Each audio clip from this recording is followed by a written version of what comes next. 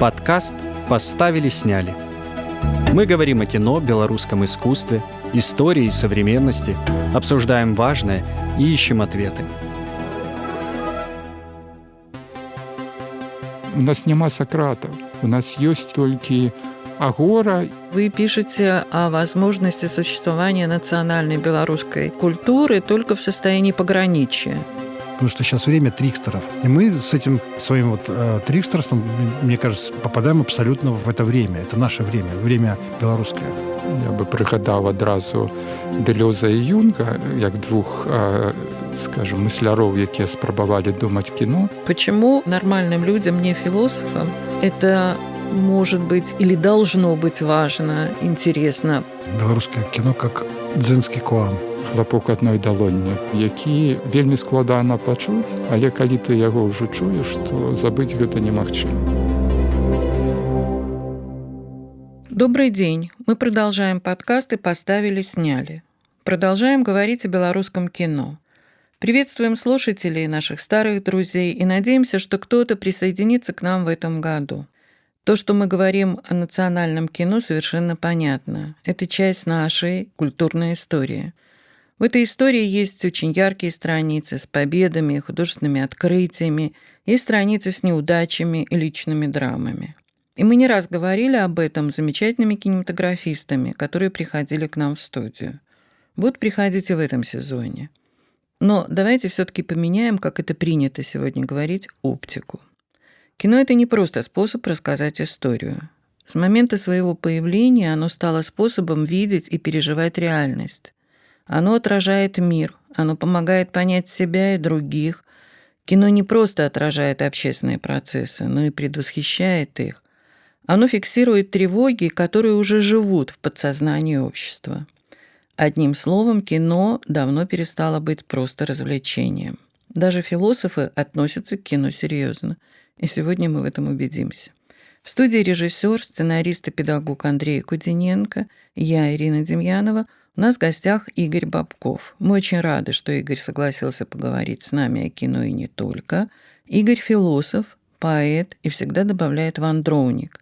И первый вопрос. Куда путешествует наш гость? Откуда, куда, во времени, в пространстве? Почему для вас это так важно? Падарожжы пераважна ўнутраныя, канешне, таму што для літаратара, для паэта толькі ўнутраныя падарожжы і важаць як бы на литературных вагах. Я прошу прощения, если это покажется вам грубостью, но это получается... Давно не говорил с умным человеком, поговорю с самим собой. Не, просто сама рэальнасць, з якой мы сутыкаемся, яна патрабуе пэўнай трансфігурацыі, там, трансмутацыі, пэўнага перазбірання, не ведаю, в кіно, на прасторы рамана, на прасторы верша нават. І гэтае перазбіранне рэальнасці можа адбывацца толькі внутри нас самих. Да. То есть существует реальность, в которой мы живем. Так. И когда мы создаем реальность своего фильма или своей книги, мы переделываем, дополняем, насыщаем. Мы ствараем параллельную реальность, карыстаючыся пэўнымі элементамі, вот, реальности реальной, да.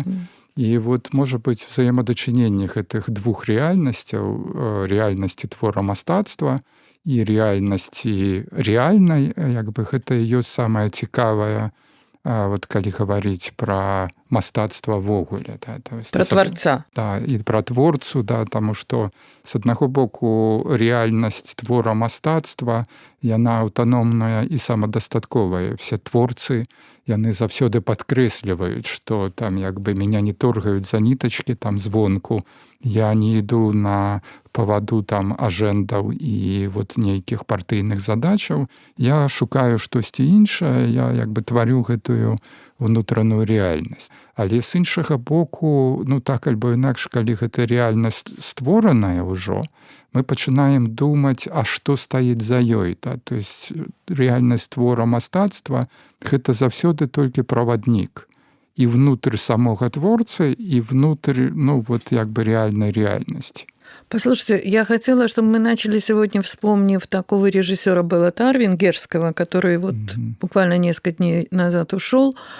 Он как раз когда начинал работать молодым человеком, он ценил, как пишут кинокритики, документальный реализм. И очень часто в своих игровых фильмах снимал реальных людей, не актеров. Вот этот документальный реализм – это из какой реальности? Ну, это пэўны сімптом, я бы сказаў. І вот я бы прыгадаў адразу Дэлёза і Юнга, як двух, скажем, мысляроў, якія спрабавалі думаць кіно. Карл Густав Юнг, психолог, философ, ввел понятие архетип и коллективное бессознательное, то есть общий для всех слой психики с универсальными образами. Не моя память, а общие схемы. Путь, герои, мать, семья.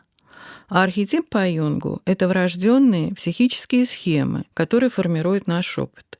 Скорее форма, чем содержание. А содержание заполняется культурой, личным опытом, конкретным произведением, в том числе и кино. Его Юнга «Театр психи» – еще одна метафора. Человеческий разум он описывает как сцену. Спустя полвека родился Жиль Делёз, который написал 2 книги о кино «Образ движения» и «Образ время». Для него кино – это способ мышления. С Юнгом у них разные оптики. Делёз пишет, что в современном кинематографе важным становится не действие, а паузы, длительность кадра. Это как раз про авторское кино.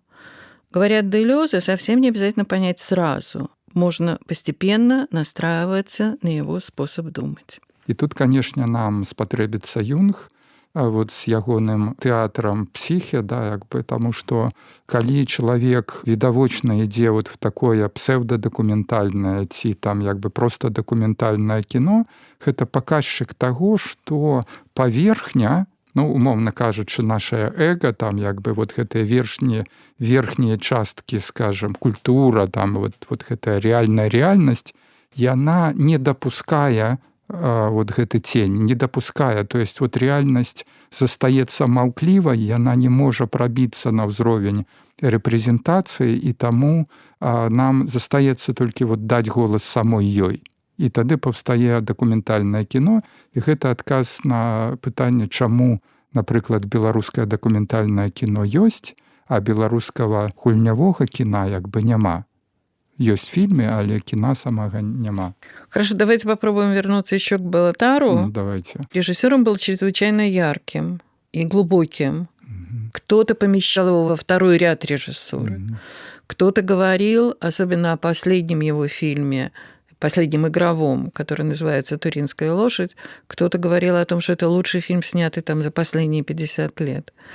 Он начинал как документалист, снял такой остросоциальный фильм про группу цыганских рабочих в Венгрии, что и по сю пору актуально. Так вот, он снимал о том, как группа цыганских рабочих жалуется на безработицу и пишет письмо не кому-нибудь, а первому секретарю, то есть первому человеку в Венгрии, первому секретарю венгерской компартии.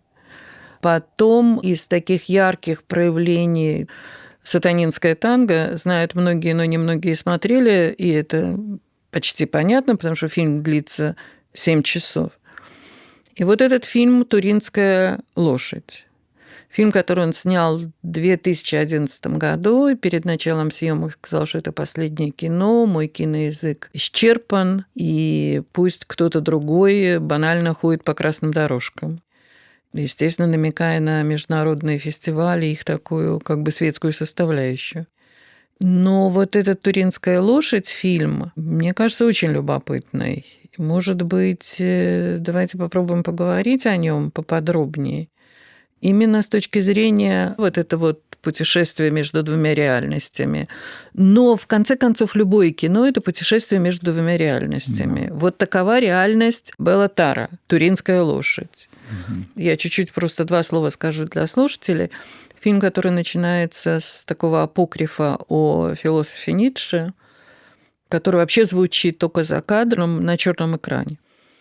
И идет рассказ о том, как Ницше увидел, как бьют лошадь, расстроился, поцеловал лошадь и окончательно сошел с ума. А потом начинает разворачиваться история, которая сознательно совершенно длится 6 дней. Сознательно, потому что каждый эпизод начинается с сообщения, что день 1, день 2, день 3. два главных героя, можно сказать, они единственные герои, отец и взрослая дочь, которые живут на каком-то хуторе. Фильм черно-белый, как и большинство фильмов Беллатара. Особо ничего не происходит. Они одинаково варят картошку, одинаково едят, одинаково просыпаются, одинаково запрягают лошадь и так далее. Но эта рутина, как бы в конце концов, втягивает нас в эту такую медленно двигающуюся реальность, если уж как бы брать на вооружение эти термины, и убеждает нас в конечности сущего, скажем так. Если я правильно считала этот фильм, если вы также его как бы понимаете и трактуете. Ну, я крышачку па-іншаму бы Ну, бачыў, как именно? да, і я бы тут вярнуўся да ягонай траекторыі, да яго раннего кіно яшчэ в камуністычныя часы, і вот глядзіце, і там Беллатар як бы здымае лакальнасць. І там гісторыі пра лакальнасць, якая сутыкаецца з чужым дахам, якая упіраецца в чужы дах. Толькі ў першым кіно гэта цыгане, якія пішуць лісты камуністычным уладам, а гісторыя, скажам, вугоршчыны таго часу, да, гэта гісторыя, ну, вот як бы другога лагеря, да, то есть як бы сацыялістычнага. Мы памятаем, што Кундера, цэнтральнаеўрапейскія дысідэнты, то есть як бы все гэта на эміграцыі, да? А вот там застаецца гэтая чыстая лакальнасць, якая можа быць пачутая толькі вот як бы гэтым верхнім эшелонам, да? То есть вот Подождите. это тотальны, я скончу, да, гэта андэграунд. І што цікава, што і турінская лошадь гэта таксама лакальнасць, якая не можа быць пачутая, ну вот недзе наверсе. Но толькі гэты верхні эшелон ужо не камуністычныя ўлады, а вот гэтая бравурная гісторыя пра філосафа Ніцшэ, ну сама та гісторыя не бравурная, гэта гісторыя вар'яцтва, да, але гэта гісторыя ўпісаная в еўрапейскі інтэлектуальны і культурны канон, в якім гэтай лошадзі вугоршчыны, да, як бы в яе лакальнасці няма ніводным радочкам. І вот як бы тое, пра што распавядае, чым сканчае Беллатар, гэта, ну, такі месседж пра тое, што мы все адно не праб'емся са сваёй лакальнасцю, не будзем пачутыя на гэтым глобальным узроўні, да. Мы як бы гэтая лошадь, а пачуты все адно Ніцшэ. Я так подозреваю, что это вам близко, потому что вы пишете, если, опять же, я не ошибаюсь, вы пишете о возможности существования национальной белорусской, скажем так, культуры только в состоянии пограничия. Я правильно вас понимаю в данном случае? Ну, это моя оптика, то есть я як бы, ну, я не пишу про национальную белорусскую культуру, потому что национальный проект – это асобная тэма, як бы, але я пишу про тое, як магчыма поўная ідэнтычнасць в ситуации культурного и цивилизацыйнага памежжа, да? З чым, як мы можам выходзіць на гэты ўзровень рэпрэзентацыі, як мы можам быць пачуты, да? І в гэтым сэнсе мы абсалютна цэнтральнаеўрапейцы, то есть нам гэты конік, да, як бы ён страшна блізкі, таму што нашыя гісторыі не патрапляюць як бы у гэты ўзровень там як бы аналіза і не пачутыя тым вухам, якое адказнае за кинонаратыў як бы и киногисторию. Хорошо, вот это пограничье, оно как проявляется? Ну, вы же какие-то белорусские фильмы вы же смотрели, ну, как бы смотрите. Ну, оно проявляется хотя бы в тым, что мы сядзім и размаўляем як бы на розных мовах, и нам не патрэбныя перакладчыкі, а маглі бы яшчэ там яшчэ польская ці вот яшчэ якая-небудзь там, ну, ангельская не ведаю, да? Але пры гэтым розныя мовы, кожная з гэтых моваў як бы трымае в сабе розныя культурныя коды.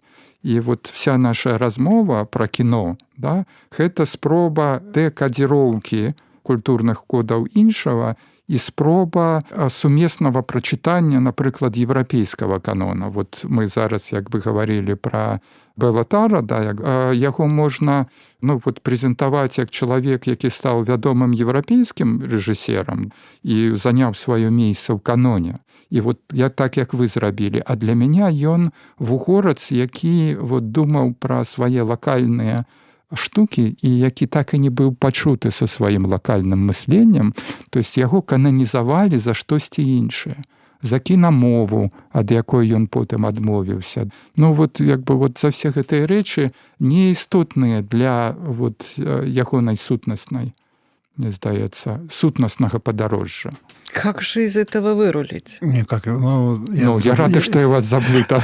Меня абсолютно, я согласен с Игорем, потому что у нас эта ситуация очень похожа. Вот наш этот главный архетип, который у нас есть в культуре, архетип партизана, это вот и есть всегда между жизнью и смертью, несуществование.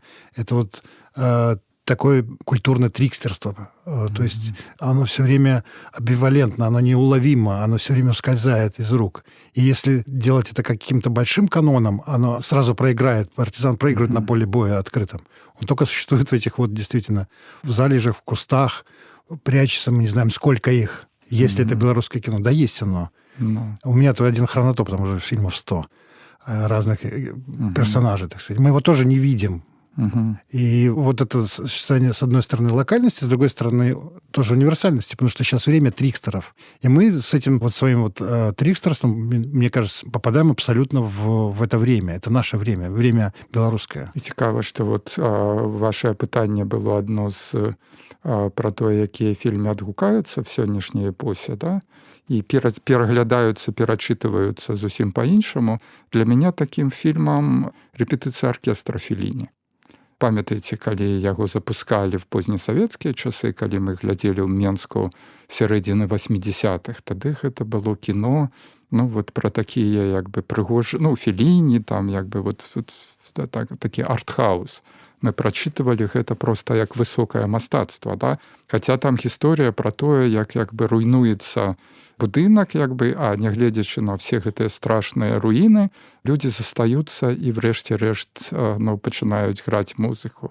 То есть, чым не метафора нашага часу, да? То есть, вот все руйнуецца, все, што мы лічылі таким устойлівым, як бы, я маю на ўвазе, там эканамічныя нейкія рэчы, там светасістэма, там вот все не так. Але тым не менш, наша задача все ж таки граць музыку. Цікавая метафора. Вы говорите, что мы разговариваем на разных языках. Я тут меў на ўвазе не я на понимаю, мовах, не на мовах, это про другое. Скажем, а в розных культурных кодах, в рознай оптыцы. Это факт, як бы, такі культуралагічны, не ведаю, філасофскі, што ёсць пэўная оптыка, в якой мы самі сябе не бачым і не ідэнтыфікуем, да? Альбо бачым вот такімі неістотнымі, лакальнымі, перыферыйнымі. І звычайна гэта оптыка вялікіх імперій. Гэта не толькі расійская, да, але, не ведаю, там як бы і амерыканская, там якая-небудзь англасаксонская, там ці французская оптыка. Вот французы нас тотальна не бачаць, да, як бы вот это нават вельмі дзіўна, да. Вось, так што і гэта не значыць, што трэба одну оптыку знішчыць, а другую пакінуць. Самая вялікая прыгажосць, калі мы пачынаем вандраваць як бы між рознымі культурнымі кодамі і пачынаем глядзець на рэальнасць і на рэальнасць мастацтва і на рэальнасць рэальную вот праз гэтыя розныя акуляры, да, як бы, і параўноўваць гэтыя картинки. Почему, я прошу прощения, нормальным людям, не философам, это может быть или должно быть важно, интересно, почему мы должны, если должны, об этом говорить, что это добавляет в наше ощущение мира, реальности себя в мире? Па-першае, мы разумеем адзін аднаго, тады значна лепш. І мы разумеем іншых. То есть, вот, калі казаць пра гэты досвед перакадзіроўкі і выхаду за межы ўласнага культурнага кода, разуменне, што в рознай оптыкі рэальнасці як бы могуць быць розныя, мы не толькі, таму што нават Менск, ён можа быць, не ведаю, в Менску стаіць помнік Міцкевіча, альбо там вуліца Ежы Гідройца, там як бы дзе-небудзь, да, то есть можна ці там Дзяржынскага. А побач Дзяржынскага, якая вядзе да Ежы Гідройца, да, то есть прыгажосць вот тутэйшай гісторыі, тутэйшай традыцыі, што і Дзяржынскі і Гідройц паходзяць з аднаго і таго ж сацыяльнага слоя.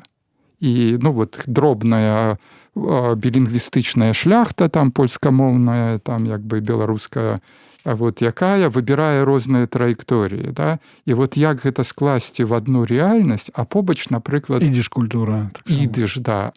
І вот наша памежжа культурная гэта такі палімпсест, пры якім накладаюцца гэтыя слаі адны на адны. І, конечно, мы можам, і большасць людзей в рэальным жыцці выбіраюць для сябе толькі адну оптыку. Таму што, это шкодна для здароўя ўвесь час мяняць перспектыву, да? Але калі ты, напрыклад, там займаешься гісторыяй культуры, там, ці калі ты літаратар, альбо філосаф, альбо мастак, альбо рэжысер, які даследуе рэальнасць і углядаецца ў традыцыю, то тады, канешне, навык змены оптыкі, ён абсалютна неабходны. А если ты зритель, который сидит в зале и смотрит кино? Вот гэта цікава, да? То есть, хто глядзеў «Масакру» альбо «Акупацыі містэріі», якія ўражанні былі у гледачоў, Андрей? Да, есть розныя гледачы. Да. Хочацца заўсёды захапіць шырокую аўдыторыю. Але калі хочаш шырокую аўдыторыю захапіць, можа страціць сабе, па-першае. Я так сама з гэтым эксперыментаваў у свой час там, і рабіў там і расійскія хіты, как розыгрыш, напрыклад. І это таксама стаіць перад кожнай культурай лакальнай. Калі ты хочаш стаць універсальным і выйсці на новую прастору, для кино, по-моему, это естественно, для любого художника это естественно. Тут ты можешь себе...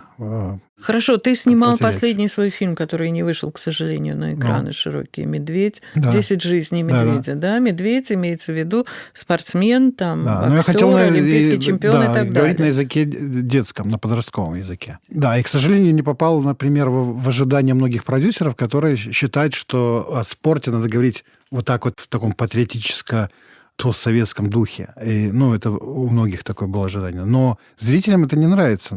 Это как бы... Но я искал оптику, вот как Игорь говорит, оптику рассказа, как можно рассказать о событиях прошлого через компьютерную игру, с одной стороны, да, через вот этот детский аттракцион постоянный. Через компьютерную игру, в первую очередь, конечно. Буквально 2 слова об этом фильме, вернее, сериале. Автор Андрей Кудиненко. Сериал снят в форме компьютерной игры, где главная героиня Майя – школьница, правнучка олимпийского чемпиона по вольной борьбе Александра Медведя. Ее друг – программист Гера. Каждый раз, чтобы выжить, они попадают на новый уровень, где на кону оказывается их собственная жизнь и судьба Олимпийских игр. Это яркое, захватывающее зрелище. Фильму и авторам, увы, отказали в публичной премьере, но посмотреть его можно. Как раз тот случай, когда говорят «для семейного просмотра». Подкаст «Поставили, сняли». Мы говорим о кино, белорусском искусстве, истории и современности.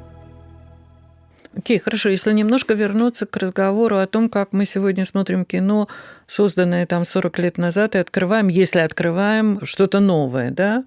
Целлулоид фильма не меняется. Меняется реальность, и сами мы, я так подозреваю. Когда мы встречались накануне записи сегодняшней, вы много говорили про слом эпох. Что это такое? Взаимопроникновение одной в другую. Действительно, что имеется в виду? Вот одна эпоха закончилась, другая началась, не началась, и какова она? Вот эти твой опыт фильма про медведя, сориентированный фильм на компьютерную игру и на подростков в качестве зрителей – это что? Это попытка быть понятым, как минимум? С одной стороны, интересно. Да. Нет, в первую очередь, для художника стоит цель собственного восприятия мира. Например, я через произведение любое, пусть оно даже там популярное, которое должно стать, решаю вопросы экзистенциально, реально, какие-то вопросы, которые волнуют меня. В чем смысл жизни? Да, кто я там, это где мы там, и так далее. И вот так вот я, видя в таком перформативном, и я открываю для себя вопросы, в первую очередь. Но я хочу, чтобы тоже я один был зрителем. Поэтому я работаю с популярной формой, в свою очередь. Но я сейчас вернусь к тому, что вот про фильмы вы говорили. Некоторые фильмы не попадают во время, к сожалению. Это бывает чудо. Вот фильм попал, и он стал и зрительски понятным, и критикам понятным. А иногда фильм не попадает. Даже если он глубокий, он может не совпасть со временем и так далее. Не может не совпасть со временем просто. Может, ему время придет, но фильм устаревает. Вот мы же помним, когда в перестройку открывали запрещенные советские фильмы, и вдруг какие-то фильмы были актуальными и очень интересны. Потом проходило время, они устаревали. Вот, на мой взгляд, многие фильмы устарели, а многие нет. Бывает даже в популярной культуре, например, появляется фильм, например, совсем не из авторского такого кино, а «Скотт Пилигрим», такой вот фильм. Выходит, никто его не смотрит, никому не нужен. Тоже компьютерная игра, тоже комикс. Проходит 10 лет, это вдруг хит становится. Почему? Это тоже непонятно. Лукас, когда делал «Звездные войны», никто же не шел ему навстречу. И там Спилберг дал ему часть доходов от «Инопланетянина». И вдруг выходит фильм, неделя вторая, никто не идет на него. Потом что-то срабатывает, и меняется вся индустрия вдруг. Все идут на архетипы юнговские, и по-другому открывают для себя... Альбо нават калі і не патрапляе в гэтае перагляданне ў бестселлеры, да? То есть вот фильм праходзіць там 10-20 год, эпоха забываецца, вот гэтая штодзённасць эпохі, рэальнасць, і раптам все разумеюць, што ад эпохі засталося толькі гэтае кіно.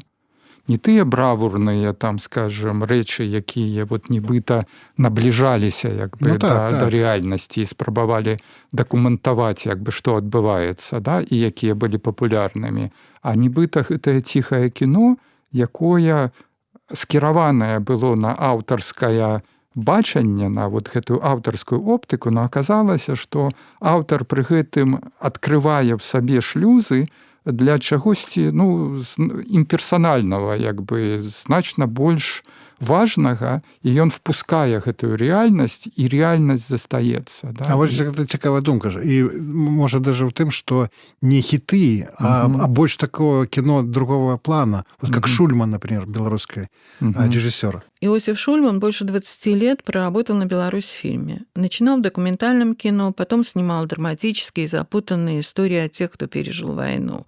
«Чужое имя», «Встреча в конце зимы». В мирной жизни его герои воевали с приписками, излишней подозрительностью, даже критиковали стахановское движение. Вот и детективы вот у него есть, и такие вот драмы, какие-то колхоз.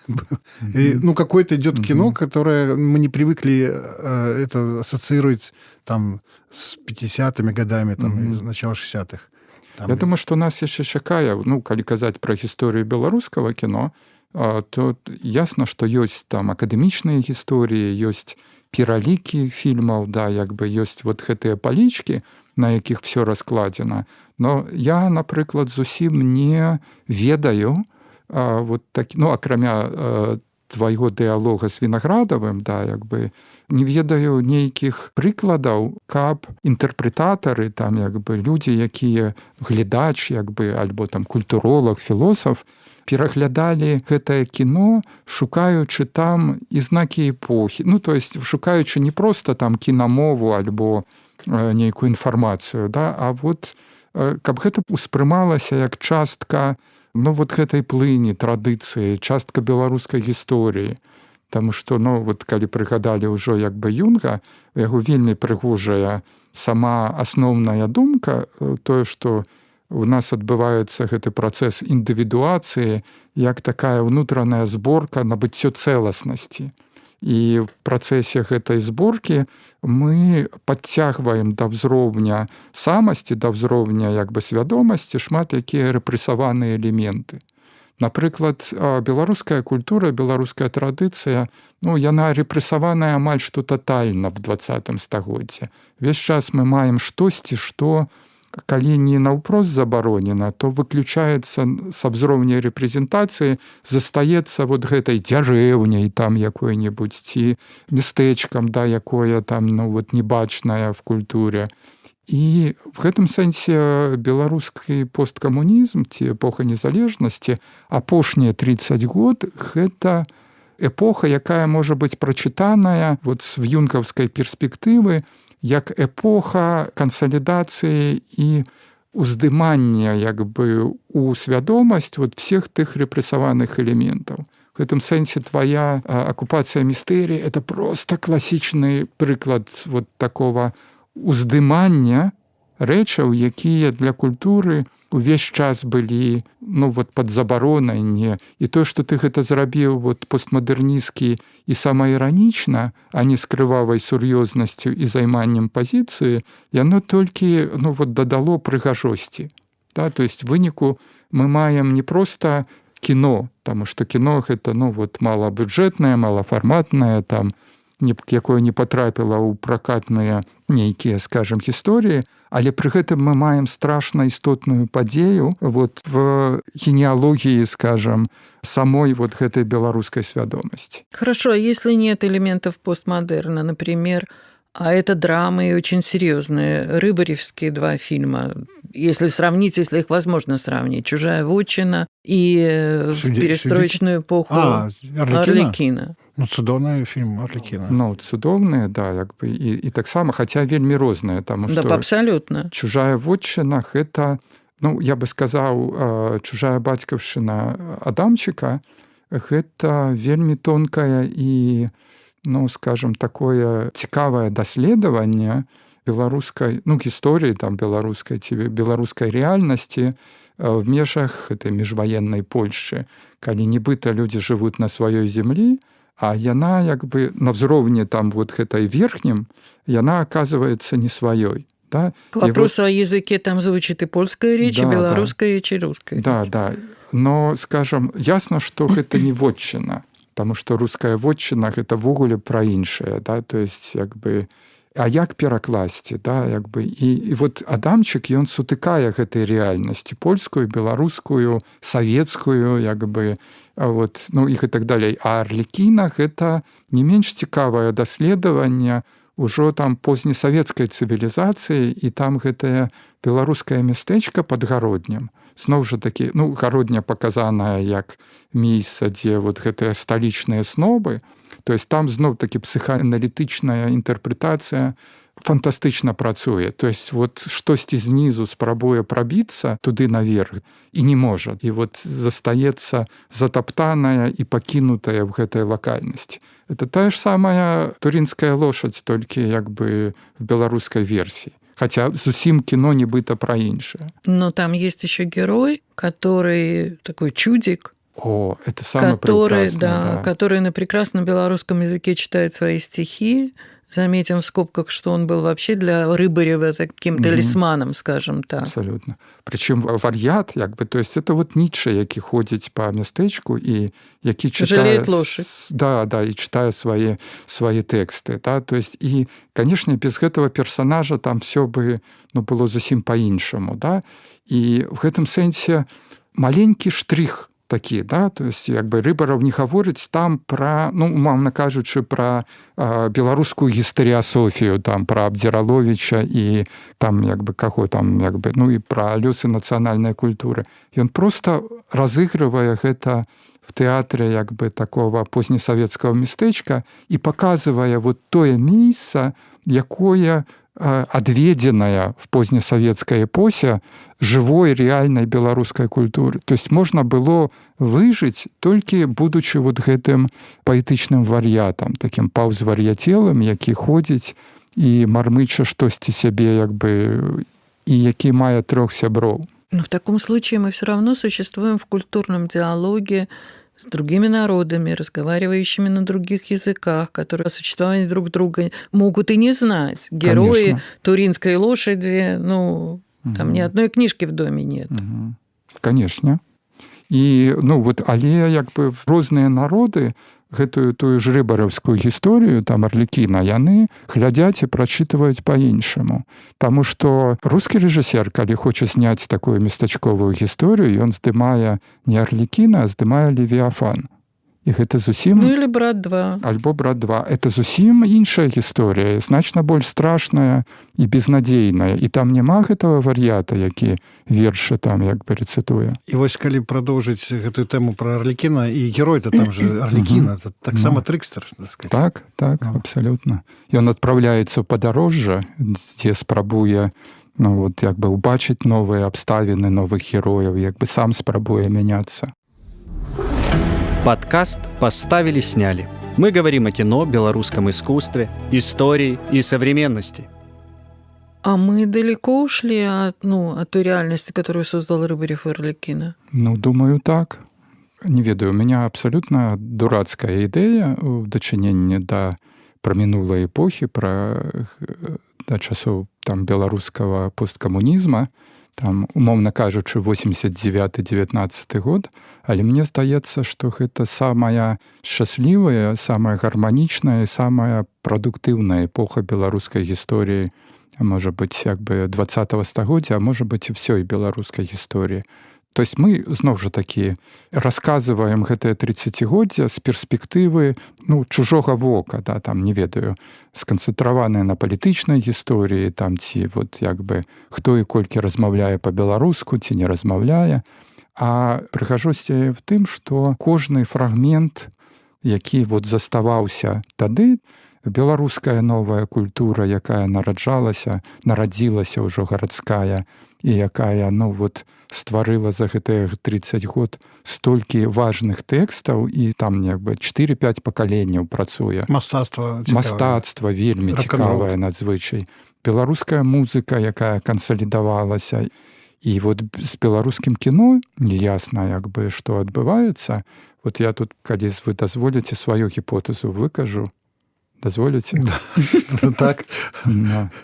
Яна вот звязана з гэтымі рэальнасцямі. То есть кіно, як бы, яно, канешне, творыць сваю рэальнасць, але пры гэтым адгукаецца на рэальнасць вакол. Да? То есть яно творіць сваю рэальнасць з элементаў таго, што яно бачыць вакол сябе. Там.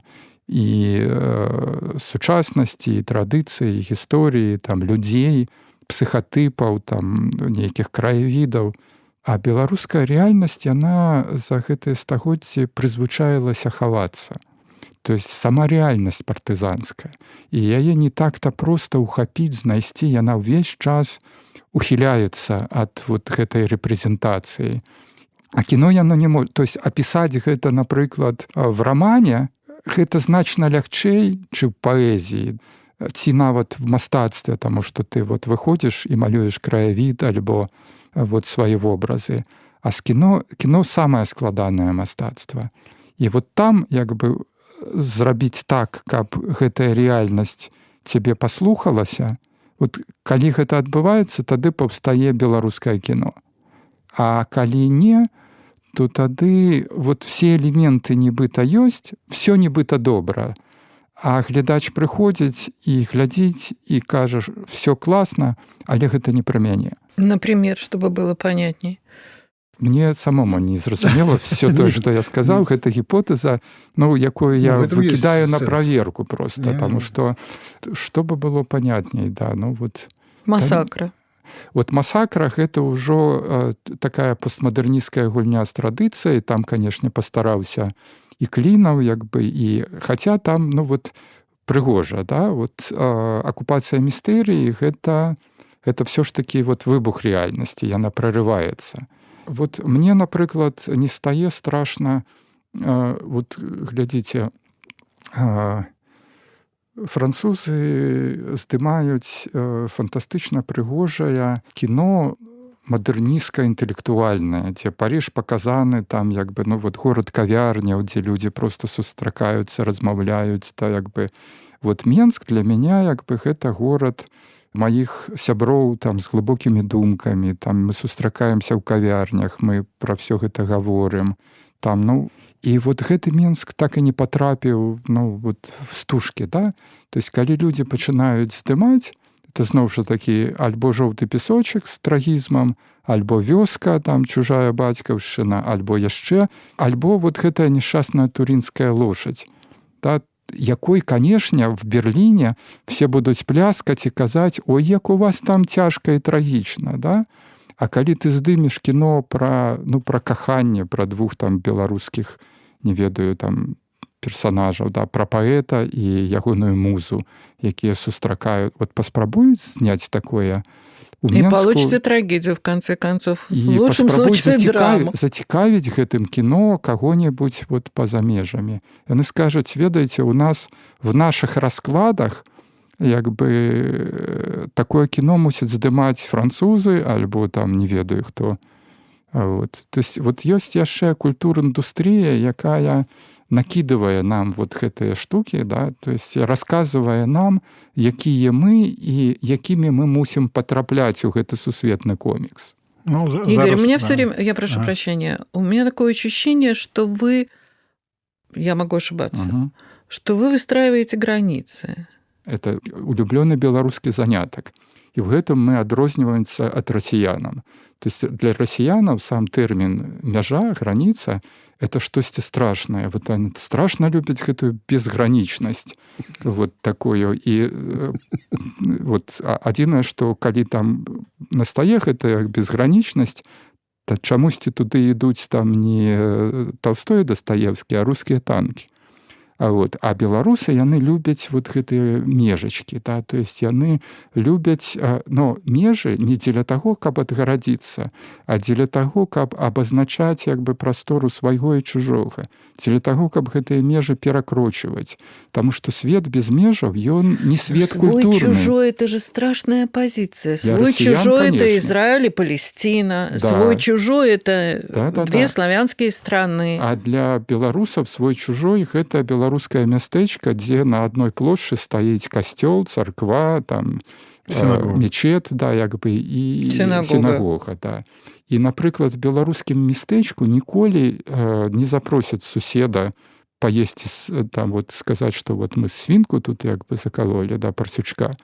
Вот, не запросіць суседа ні іудея, ні мусульманіна. Да? То есть, калі ты разумееш, вот, як бы, калі ты паважаеш суб'ектнасць чужога, вот, то гэта як бы зусім іншая мяжа. Надежда на то, что он не нарушит твои границы? Это просто вот мудрасць існавання, суіснавання с рознымі, ну вот, не ведаю, психотипами там. А как с этим жить в 21 веке? Я имею в виду язык, на котором сегодня говорят подростки и дети. Они ведь в другой реальности существуют. Ирина, и вот мы тут как бы просто зваливаемся в adolescence, как бы вот в эту пераходный возраст, про які, да, мы планавалі паразмаўляць. Мини-сериал Netflix, который снят в Англии. Потому что для меня як бы это абсолютный кошмар.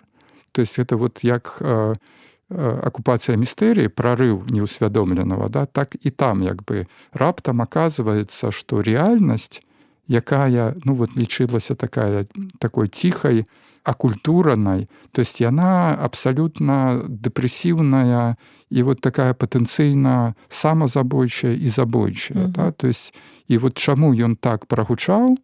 Потому что это британское грамадства, якое ідэальна пабудаванае зверху. Все хорошие люди, яны робяць ідэальна по протоколу, да? А реальность не слухаецца, і в реальность, ну, вот бунтуе, да? І вот гэтая праблема сённяшніх грамадстваў, калі з аднаго боку мы маем каласальны рэпрэсіўны апарат зверху, які ўжо працуе зусім не праз наўпроставую ўладу, да? А працуе праз культурныя коды, праз стэрэатыпы, праз алгарытмы, да, праз протаколы дзеянняў, да?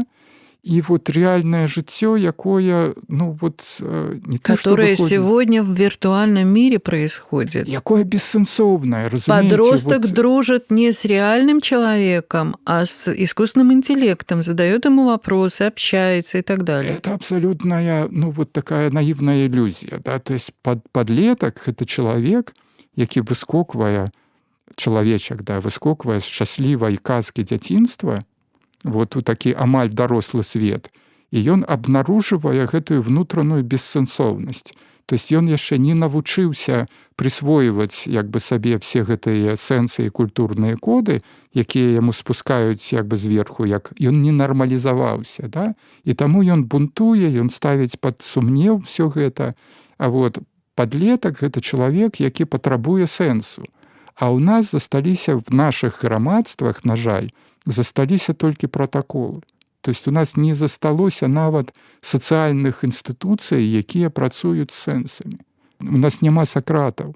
У нас ёсць як бы толькі агора і вот гэтыя героі, якія гатовыя прысуды. Ну хорошо, если вернуться к подросткам, герои переходного возраста перестал разговаривать с родителями и с отцом? Да. А яны ж хорошие, правда? То есть яны пакутаюць, і яны там, ну вот, мучаюцца і спрабуюць зразумець, чаму так адбылося, дзе яны згубілі гэты контакт. І тут, вяртаючыся да беларускага кіно, я бы сказаў, што беларуская рэальнасць крышачку вот такі подлетак. з якім все давно згубілі кантакт, і яна ўжо ні з кім не размаўляе. Яна знаходзіцца ў стадіі гэтай вот пераходнай, лімінальнай. Не адбыліся гэтыя рытуалы, не скончыліся. Мы не прайшлі яшчэ шлях свой. А когда мы остановились? Не, гэта ўсё ідзе. Працэс гэта ідзе, на мой погляд. Працэс трансфармацыі. Хаця з другого боку, вот тое, што я гляджу, вот якраз на зломе гэтых эпох, тое, што адбываецца пасля 19-го, конечно, нікому не пажадаеш такіх як бы падзеяў, да? Але з другого боку там 2 нобелевскіх лаўрэата. То есть, і гэта самыя дзіўныя штукі, якія вот з намі зараз адбываюцца. Самыя аптымістычныя, я бы сказаў.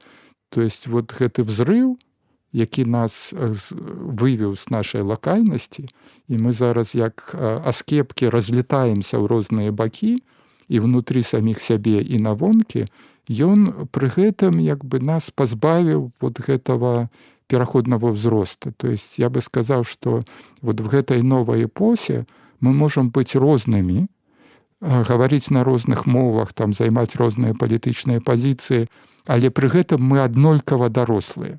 А нужен нам диалог друг с другом. Конечно. А што мы робім зараз? Да? А што мы зараз робім? Андрей, как меняется язык кино в этих обстоятельствах, если он меняется? Он же должен меняться, обогащаться, там, опять же, проникновение, диффузия жанров и так далее. Меняется. Вот сейчас вот проблема идет же, как вы говорите, ТикТок с удержанием внимания, на самом деле. Потому что человек уже не может больше 8 секунд сосредотачиваться. А в «Туринской лошади», которая хронометражом 2,5 часа, кто-то посчитал всего 30 монтажных склеек. Как другая практика медитативная такая. Может, наоборот, длинные такие форматы. Так, что обогащает мой зрительский опыт? ТикТок или «Туринская лошадь»? Я прошу прощения за банальность. Вам может ТикТок даже лучше. А им лучше «Туринская лошадь». Ну, потому что как на альтернативах работать. Потому что реально будет такой интерес вот к созерцательному опять трансмедитативному какому-то кино. Потому что недостаток вот этого зрительского восприятия и желания помедитировать все-таки. Думаю, что право завершить нашу беседу имеет смысл предоставить Карлу Юнгу. Уж коль скоро мы его так часто вспоминали. Замечательно, и что для меня важно, понятная цитата. «Встреча двух людей – это встреча двух химических элементов. Реакция может не произойти, но если произойдет, меняются оба». Мы падарожнічаем, каб зразумець саміх сябе, там, зразумець, што мы тут робім у свеце, чаму менавіта в гэтую эпоху мы патрапілі, і куды мы як бы патрапім пасля сыхода. Да? То есть, там, даследуем розныя версіі, то есть ад там Гільгамеша да, не ведаю, да 6-го патрыарха, да.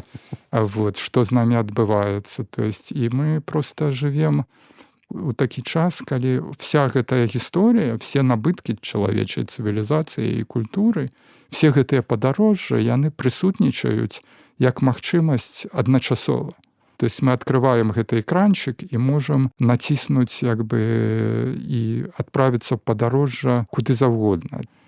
В тантрычны будызм альбо там, не ведаю, напор на сайт там, ці фалітычны аналіз альбо як бы паэтычную медытацыю. Да?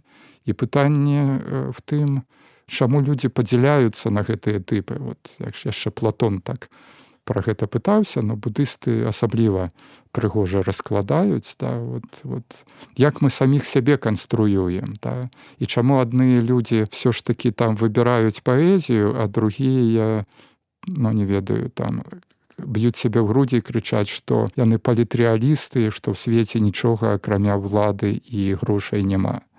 Мы ж насамрэч як бы належым да розных антрапалагічных тыпаў, то есть это ілюзія, што мы аднолькава людзі. Вот все, да. Именно в этом наша разница. Ну, мне кажется, мы как бы пришли к началу. Это хороший круг, чтобы завершить. Белорусское кино как дзенский куан.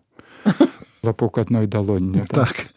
Это фантастычна прыгожы вобраз. Я толькі за, да. То есть, сапраўды, беларускае кіно – гэта той хлопок адной далонню, які вельмі складана пачуць, але калі ты яго ўжо чуеш, то забыць гэта немагчыма. Ну, шыкоўны фінал. Спасибо большое. Я надеюсь, что нашим слушателям была интересна наша беседа сегодняшняя. Я благодарю, Андрей, тебя и вас, Игорь, за то, что вы пришли. И мне кажется, что самым лучшим для меня, например, результатом было бы то, что у наших слушателей возникло много разных вопросов, которыми они задались, и как кинозрители, и как люди, проживающие сложные времена 21 века, и как люди, живущие во многих культурах и географически, и временно, и как люди, которые задают себе вопросы: зачем, почему и так далее. Это тоже, мне кажется, важным и интересно. Спасибо. Спасибо. Дякую. До побачення. Подкаст «Поставили-сняли». Мы говорим о кино, белорусском искусстве, истории и современности. Слушайте нас на подкаст-платформах. Обсуждайте выпуски в наших аккаунтах в соцсетях. Все ссылки в описании каждого эпизода. До встречи!